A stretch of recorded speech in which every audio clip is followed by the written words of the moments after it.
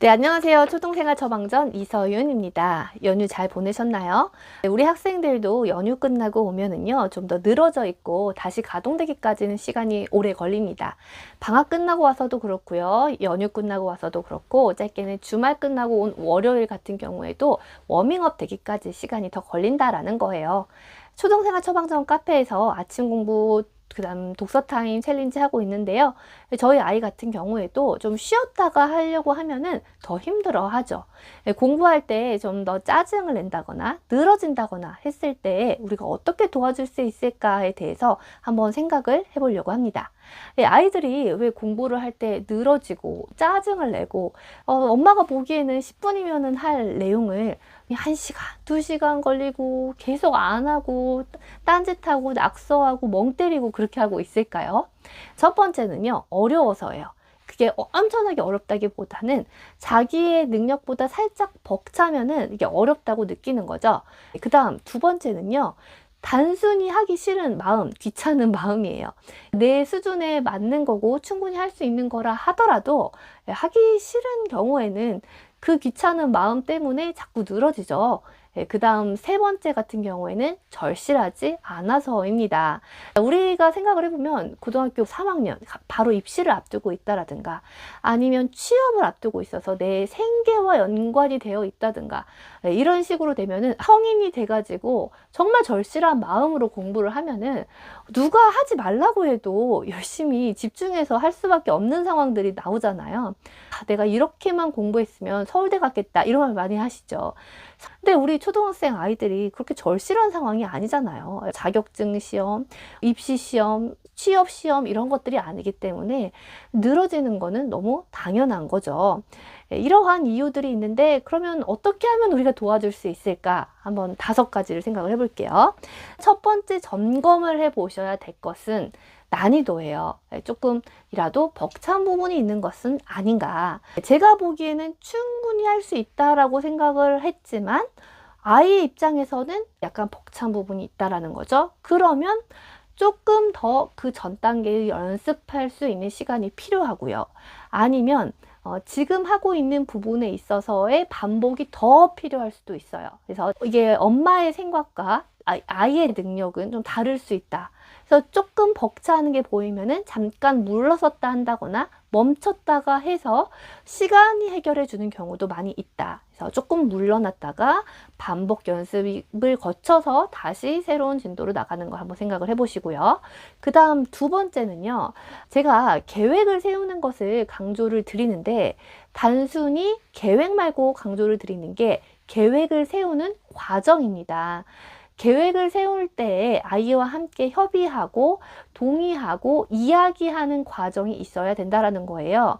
근데 여기에서 동의라는 단어를 썼다라고 해서 아이가 무조건 하고 싶은 거를 따라준다든가 아이가 원하는 것만 한다든가 라는 걸 의미하는 건 아닙니다. 왜냐면 부모님께서는 아이들을 관리하고 계시고 어떤 것들이 필요한지에 대해서 계속해서 정보를 찾고 큰 그림을 그려가고 있는데 아이들 같은 경우에는 그렇지는 않다는 거죠. 그렇기 때문에 부모님의 큰 그림은 갖고 있지만 우리 아이한테서 하루에 어느 정도 할 수 있는 건지 이 정도는 어떻겠는지 너무 많다고 하면은 어느 정도 줄이면 좋겠는지 이런 것들에 대해서 이야기하는 시간은 반드시 있어야 된다라는 것입니다. 근데 이게 계획을 세우고 같이 협의를 했다고 해서 그 다음부터 바로 실천이 되는 건 아니에요. 순간적으로 열심히 하겠다라고 마음을 먹고 동기를 가질 수는 있어도 결코 그게 지속되거나 오래 가지는 않는다는 거죠. 그게 꼭 아이여서가 아니라 사람이 다 그래요. 그래서 우리가 어떻게 하면 공부에 동기를 가질 수 있을까, 더 재미있게 할 수 있을까에 대한 생각 자체가 필요 없고요. 그냥 하면 된다라는 거예요. 그 무조건 하는 것을 우리가 도와주는 것이죠. 하기 싫지만 이것은 어쩔 수 없이 해야만 된다라는 생각을 하게 해주는 건데요.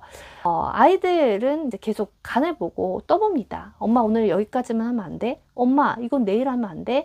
안 하면 안 돼? 이렇게 계속해서 물어봐요. 그러면 거기에서 혼낼 필요도 없습니다. 굳이 혼내야지 단호한 것을 의미하는 건 아니거든요. 격려를 해줘요. 근데 격려라는 것은 한 번 더 해볼 수 있게 힘을 주고 밀어준다라는 거예요. 그래, 많이 힘들지? 쉬었다가 하려고 하니까 더 힘들 거야. 그래도 우리가 한번 해보자. 마무리 지을 수 있도록 해주는 거죠.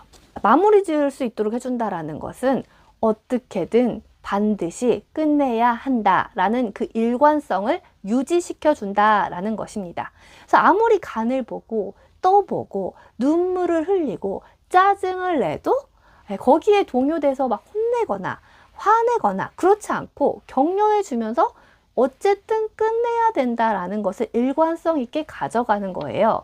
그런 경험이 몇 번만 있으면은 아이들은 내가 아무리 여기까지만 한다고 해도 결국에는 끝내야만 되는 거구나 라는 것을 배우게 됩니다. 그래서 여기서는 약간 일관성과 단호함이 필요하다라는 것입니다. 두 번째는 어쨌든 끝내야 한다라는 일관성. 그 다음 세 번째는 격려입니다. 네 번째는요, 보상이에요, 보상. 내 난이도에 맞는 거고 어차피 끝내야 되는 걸 알고 있다 하더라도 하기 싫은 건 마찬가지거든요.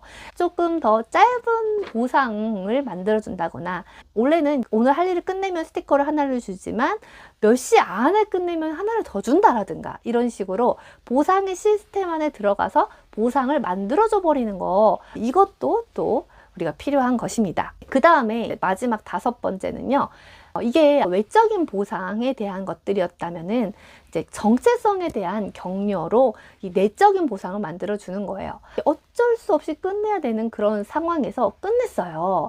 저희 아이도 눈물을 뚝뚝 흘리면서 하기 싫다라는 거를 뇌세포와 뇌세포가 연결이 되면서 길이 만들어지고, 그건 반복해서 연습을 해서 만들어지는 거야. 격려까지 하면서 보상까지 주면서 막 겨우겨우 끝냈어요.